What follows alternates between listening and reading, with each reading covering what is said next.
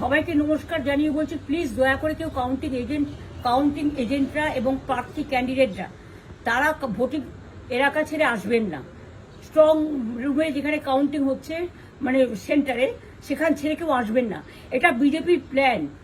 প্রথম 2-3 রাউন্ডে আমি কালকে থেকেই বলছি যে ওদেরগুলো আগে দেখাবে, আমাদেরগুলো পরে দেখাবে।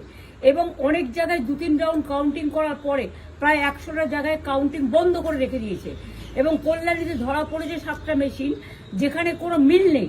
এটা টোটাল ফোর্সফুলি সেন্ট্রাল ফোর্সকে দিয়ে চারিদিকে তৃণমূল কংগ্রেসের উপর অত্যাচার করছে, অফিস ভাঙছে, জোর করে দখল করছে।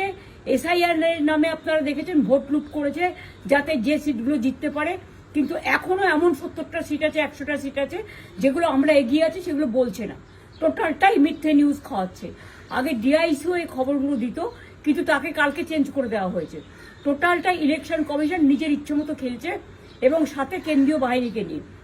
এবং আমাদের পুলিশরা টোটাল মাথা নত করে কেন্দ্রীয় বাহিনীর আন্ডারে কাজ করছে। সুতরাং আমি আমাদের কাউন্টিং এজেন্টদের, আমাদের সমস্ত পার্টির কর্মীদের বলবো, অত মন খারাপ করার কারণ নেই। আমি বলেছিলাম সূর্যাস্ত পরে আপনারা জিতবেন।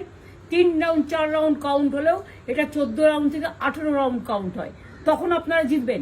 Wait and see, watch. আমরা সবাই আপনাদের সাথে আছি, আপনারা কেউ ভয় পাবেন না, নিশ্চিন্তে থাকুন। আমরা বাঘের বাচ্চার মতো লড়াই করে যাবো।